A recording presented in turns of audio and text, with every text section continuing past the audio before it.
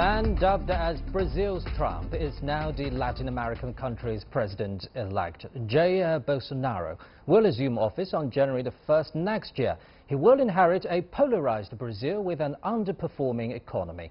So how will he carry out his campaign promises to improve the economy and safety, as well as fight corruption and crime? What does his presidency mean for Brazil's diplomacy? And how does Brazil think a man who paraphrases Nazi slogans, espouses militarism, and makes derogatory remarks about women, the poor, and the LGBT community fairly represents Brazil? To discuss these issues and more, I'm joined in the studio by Mr. Xu Qingduo from the Pangoal Institution and Ms. Li Hui, an Assistant Research Fellow from the Chinese Academy of Social Sciences. We're also cross-live to Professor Evandro Carvalho from Gentulio Vargas Foundation's Law School and Ms. Andresa Duarte, a journalist and social activist in Brazil. That's our topic. This is Dialogue. I'm Pandong. Before we get started, let's take a look at this. Bolsonaro's critics call him the Trump of the tropics. Some say he's a divisive figure who will take Brazil down a dangerous path. So how would Bolsonaro rule Brazil? His campaign rhetoric may not give all the answers, but provides enough indications of his likely policies. Let's begin with the economy. Bolsonaro inherits a struggling economy with a high unemployment rate. Many of his economic policies are straight out of the Trump rulebook. He promises a free market, privatization of loss-making government enterprises, and a more business-friendly approach. Bolsonaro has roped in University of Chicago-trained economist Paulo Guedes as his chief financial advisor. Investors are cheering the prospects of a liberal government and hope that Guedes will be able to influence Bolsonaro. The president-elect himself has tried to assure businesses by claiming that he listens to Guedes on matters of economy. His supporters for now have bought these promises. I like Bolsonaro will be a next president because I don't want Brazil become like Cuba, become Venezuela. His next big challenge is tackling crime. Homicides hit a record high of almost 65,000 in 2017. Crime is rampant and drug-related violence is at its peak. Bolsonaro's solution is a complete crackdown. Last year, Bolsonaro declared that a policeman who doesn't kill isn't a policeman. He has promised to give more powers to the police and security forces to carry out a zero-tolerance battle against criminals. He also wants to amend Brazil's gun laws to make it easier for Brazilians to arm themselves. The former army officer is branding himself as the outsider to the corrupt, rotten political system that needs an overhaul. This association of a military figure to a man capable of confronting security issues and corruption that are perceived to be Brazil's biggest problems might explain Bolsonaro's prominence. On environment, too, Bolsonaro follows a Trump-like approach, though he has backtracked from his earlier threat of withdrawing from the Paris Climate Agreement. But he has indicated that environmental protection isn't really his priority. He favors exploitation of Brazil's natural resources, especially in the ecologically sensitive Amazon basin, which is the world's largest rainforest. But implementation of these policies would require a lot of political maneuvering in Brazil's National Congress, a trait which Bolsonaro isn't really known for. The opposition is expected to do everything they can to block his radical agenda. We are starting a movement of real opposition. Despite 2 decades of experience as a lawmaker, his opponents still believe that he's a political novice. But Brazil has given its verdict. They're willing to give Bolsonaro a chance. Let me start with you, Mr. Xu. China bashing is part of Bolsonaro's campaign rhetoric. Is this just purely a populist stunt, or is it a serious challenge to the status quo of bilateral ties? Well, I think, this is mostly a campaign rhetoric. He presented himself as a nationalist. Basically, for nationalists, one thing you want to do is blame your problem on foreigners. So China here is the easy target. But with that being said, and, But you're saying that it's not true. Of course, it's not true. I mean, China is the largest trading partner of Brazil, and Brazil actually enjoys a strong surplus, $20 billion every year from trading with China, and China is one of the biggest investors in this country. Brazil benefits greatly from relationship with China. So, with that being said, I would say, we should take the president-elect, seriously or literally with his words. And I think, of course, he will face the reality, he will meet the reality, and he acknowledges he knows very little about the economy. So hopefully his advisors, they are familiar with the situation. Things will change. That's just the rhetoric. Yeah. Having said that, Ms. Lee, will Bolsonaro turn to the Trump administration for stronger ties? Yes, Bolsonaro, he said that Brazil will get closer to the developing countries. But actually, Brazil has a big trade dependence with a lot of countries such as China and some regional countries as its neighbor Argentina or other countries. In the relationship with China, for example, China and Brazil, they have very strong dependence with each other. China has been Brazil's largest trade partnership since in recent years. In 2017, last year, the bilateral trade was $75 billion. Brazil now exports soybean, coffee bean, raw sugar, and mineral production to China. But as we know, Brazil is not only a big exporter of these bulk commodities. It also produces a lot of higher value-added production, such as airplane or vehicles. For example, its flexible fuel car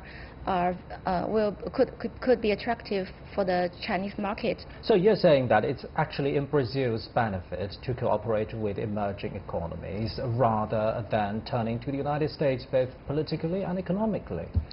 Yes, that's true. The United States also is also Brazil's very important partner, trade partner, but in some kind of productions, such as Brazil's main agricultural products as soybean or raw sugar, United States doesn't need to import because it has its own production.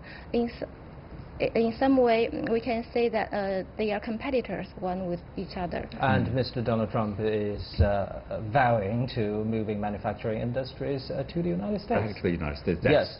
I think there's during the campaign, his team obviously successfully depicted the previous presidents from the Workers' Party, Lula and Rousseff, as taking the country down to the road.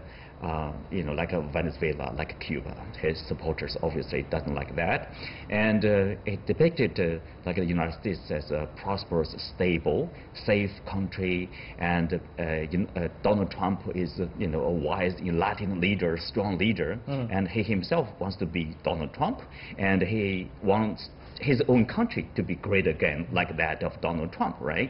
So he basically expressed some of similar policies to what Donald Trump has done. For example, moving Brazil embassy from Tel Aviv to Jerusalem, or withdraw from the UN Human Rights Council, withdraw from Paris Agreement, things like very similar to what Donald Trump has done. Somehow, like if I do something similar to that, Brazil probably will be similar to the U.S. in terms of the status, in terms of the economy. But is he ignoring the socio-political conditions in his own country? Talking about that, let's talk to Professor Carvalho and Ms. Duarte. In Brazil, let's start with you, Professor Carvalho. Will Bolsonaro overhaul Brazil's diplomacy to China?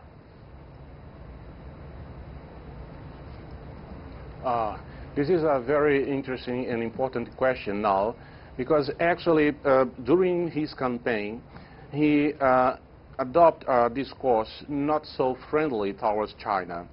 It was very clear his anti-China discourse during his campaign. So we have to now, many people said that it was a kind of strategy to get votes, to gain votes. But really, we really don't know what will be his foreign policy from now.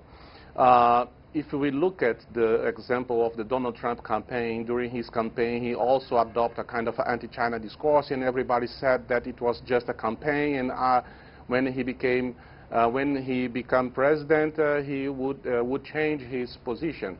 But now we can see, you know, the problems that the United States is creating in terms of the international trade with China, and so we really don't know what will be the foreign policy of Bolsonaro's government towards China. But, of course, the bilateral relation is very important. As you mentioned, as you said, China is the first trading partner to Brazil, the biggest investor, so this is a very important country to Brazil, and I think probably Bolsonaro has to, you know, to change a little bit his attitude and his discourse, considering China a very important partner to Brazil. Well, Professor, if Mr. Bolsonaro is determined to be the Brazilian version of Donald Trump, then he will eventually turn to unilateralism. How will this diplomatic thinking change Brazil's status in multilateral organizations, for example, the BRICS, formed by major emerging economies in the world? Yes, this is probably the first important... Yes, Professor, do carry on. Okay, sorry. This will be the first important international event to the President Bolsonaro. I mean, the BRICS summit in Brazil next year. So, and we will see how will be his decision in terms of, you know, if he will consider BRICS an important platform to the Brazilian foreign policy. This is an important aspect to consider. But I'd like to add that it's important to, in a certain way, to expect, to wait for the meeting between Bolsonaro and Donald Trump. Donald Trump has a foreign policy not so friendly towards the Latin America countries. We really don't know how Donald Trump, you know, will build his foreign policy towards Brazil. So if he, for example, treats Brazil as he treats Mexico, probably Bolsonaro will have to change his mind in terms of, you know, to be a kind of Donald Trump in Brazil. So a lot of challenges Brazil now face with this new president. Indeed, and now let's turn to Brazilian politics and let's talk to Ms. Duarte. And during the whole campaign, in addition to physical violence, Mr. Bolsonaro and his opponent, Mr. Haddad, have exchanged aggressive rhetoric throughout the whole campaign, and social media was used to a large extent. Could social media be another useful tool to the populist sentiment in Brazil in the days to come? Yeah, social media played a huge role in these elections. Do carry on, Ms. Duarte. Okay. It was the first election in which the elected candidate did not attend presidential debates, for example. He understood that he could address the nation without intermediaries, just via social media, and has been doing so for over 3 years, as if he was recruiting his voters for the past 3 years and preparing his candidacy. So he used Facebook and Twitter as the main tools for communication, much like Trump does. And his campaign was heavily dependent on fake news, which were disseminated via WhatsApp. Just so you know, more than 60% of Bolsonaro's voters got information from WhatsApp, most of them untrue, but it shows the power of social media, and it transformed the way we are doing politics.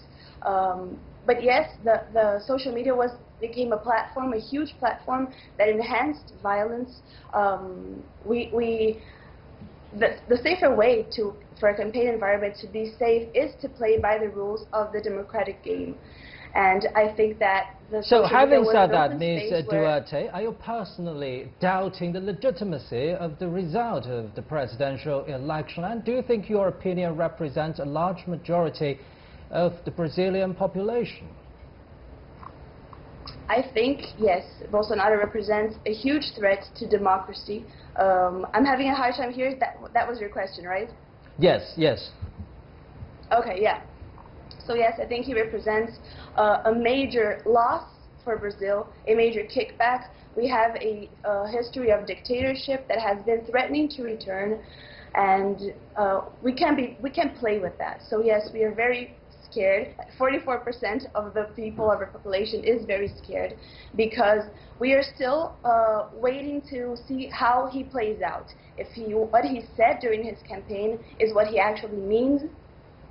So we are very scared. We have been making large movements of protest here, but now we're scared. We're silenced because we are not sure how he is going to play out his government.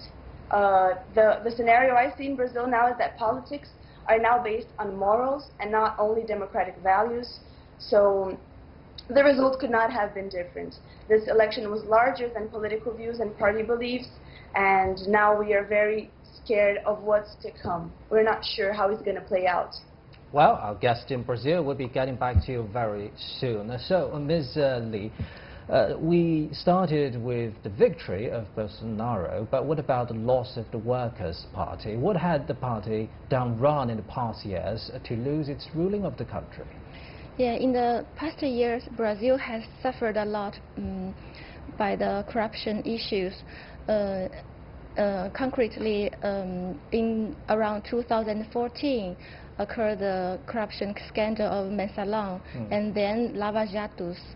Around 2015, the impeachment of the former ex-president of Dilma Rousseff. Then and now, the most popular former president Luiz Inácio Lula da Silva is in prison because of corruption and money laundering. Compare with this, Bolsonaro, he has no relationship or no accusation of scandals. That's why this helped him a lot during this presidential election. Right, and talking about loss of the Brazil's Workers' Party, some observers are saying that this could be the end of the leftist movement on the Latin American continent. Do you agree? If that's true, how will that affect the geopolitics on the continent?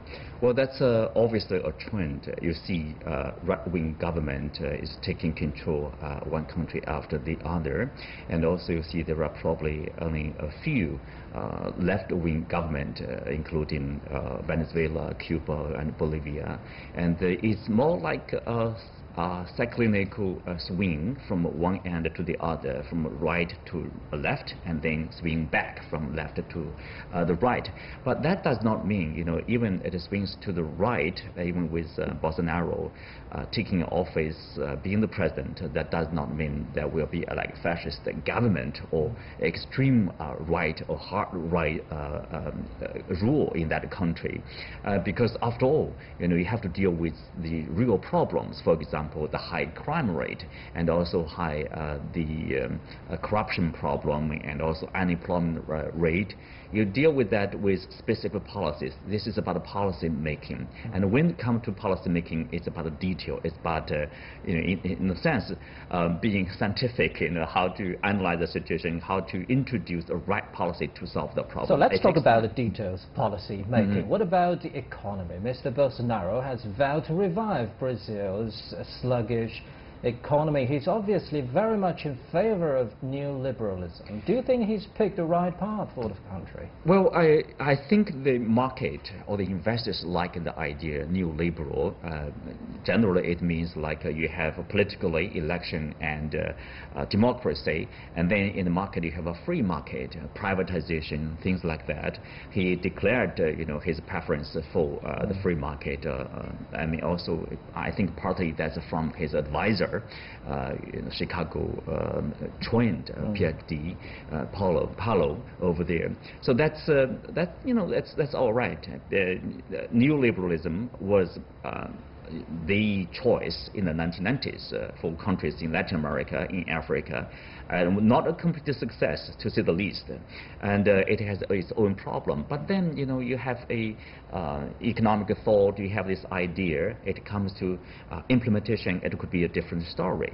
Remember, he has no executive experience, and his advisor doesn't have experience too. So there will be a lot of challenges. And also in the Congress, his own parties, I think it's 52 seats, and the Workers' Party is still like 56, 54, still more seats than his party, right? You need backing from other parties, so there's a lot of party politics over there. So that's a challenge. There's a report that... You're saying that with that kind of economic policy, it will also deepen political divide, the polarization of politics in Brazil as well. There will be some confrontation between now in the opposition, the Labour Party, and also there's a talk of he has to, if he adopt this new liberal economic thought here, and he has to reform this country's like a pension system, basically meaning reduce the handout to the Brazilians, the majority of Brazilians, including sectors of his own base. When people are worried about their personal safety every day, it's very difficult to talk about economic development. Yes, many people describe him, compare him to Trump, like Trump in tropics, Brazil's Trump. He's probably more like a Duterte when it comes to public security. He basically will encourage the policemen to shoot out, to kill, and harsh crackdown on the drug traffickers, on the suspected criminals. That probably will be the situation. Right. But there will begin. I guess his supporters will be happy. Well, talking about economy, let's talk to Professor Cavallo again. Well, Professor, are you worried that Brazil will take a neoliberalist economic path? Because obviously the Washington consensus has failed the Latin American continent. Look at Argentina nowadays. Yes, Argentina is an example that this kind of policy brings some not so good results to the region. And Brazil is a country where our economy is closer compared to many other countries, including China. If you look at the Doing Business report published by the World Bank, Brazil is more close to compared to China, for example. And of course, we need a lot of reforms in terms of economy in Brazil. And there is a consensus about that, even from the left-wing side, the right-wing side, that we need a lot of reforms here. The problem is the way and which kind of reforms we have to implement in Brazil. And this is the big question now. And of course, some kind of labor reforms in Brazil is very controversial. Labor reforms that Bolsonaro is envisioned to implement in Brazil. Many people believe that this can, create more, how can I say, let the workers more fragile, their rights, to protect the workers. And Professor, talking about that, do you think the election of Mr. Bolsonaro is the end of Brazil as a welfare state too? This is a good question, yeah. And many people here, especially the economists from the left-wing side, they believe that Bolsonaro will be the end of this kind of a welfare state in Brazil. But many others from the right-wing side, they believe that this kind of a government can be fundamental to implement the reforms that the country needs now. So we have to wait for this new government and expect from the reaction of the public,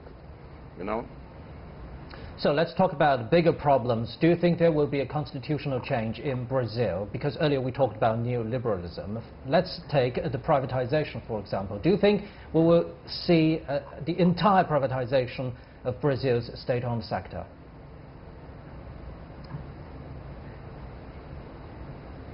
Yes, the privatization in Brazil will be a very important issue in this government.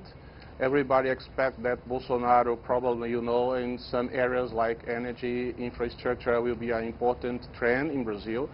But he has a military mindset. In this way, he believes in a certain way in a very strong country.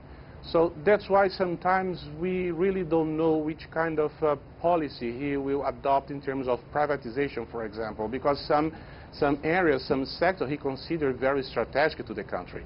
And some others he says that is important to privatize. So let's see what happens in his government. Right, let's see, and turn to Ms. Duarte.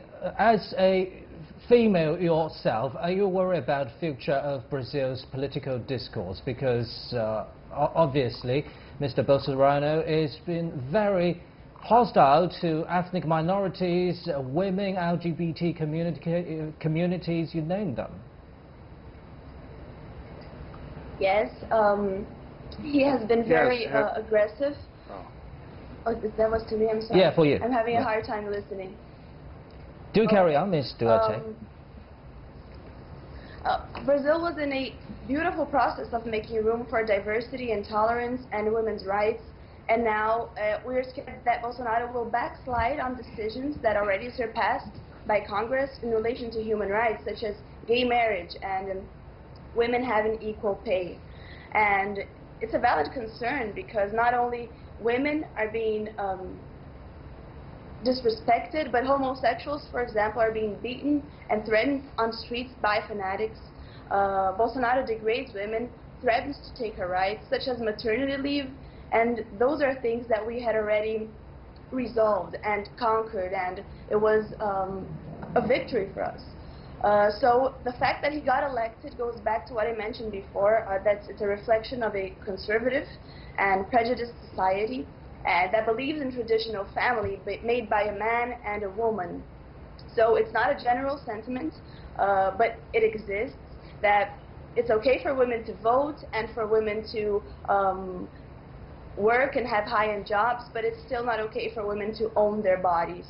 And same for homosexuals. It's okay we embrace homosexuals, but it's okay as long as they're not our kids. So we are facing a very prejudiced and conservative society which has not been keeping up with the progressive transformations of the country. And what we saw very strongly were two main campaigns during the presidency campaign against fascism and misogyny. The Not Him campaign, for example, was a hashtag that went viral all over the world that says anybody but Bolsonaro, not him, never, he'll never be our choice. He doesn't reflect women's opinions, he doesn't reflect homosexual opinions, he doesn't reflect minorities. He actually said that minorities have to bow down to majorities. So campaigns like Not Him, we moved over 5 million people, including national and international celebrities. They began online and soon were taken to the streets all over the country in order to voice what we were battling against. And then there's nothing more democratic than dialogue, and the fear is that we won't be able to do that anymore. Well, let's see if you can make a change in the next time in Brazil's presidential election. Thank you very much, Ms. Duarte and Professor Carvalho in Brazil. And also thank you very much our guest in studio, Mr. Xu Qingduo and Ms. Li Hui. And that's it for this edition of Dialogue on CGTN. I'm Pandil in Beijing. Bye-bye.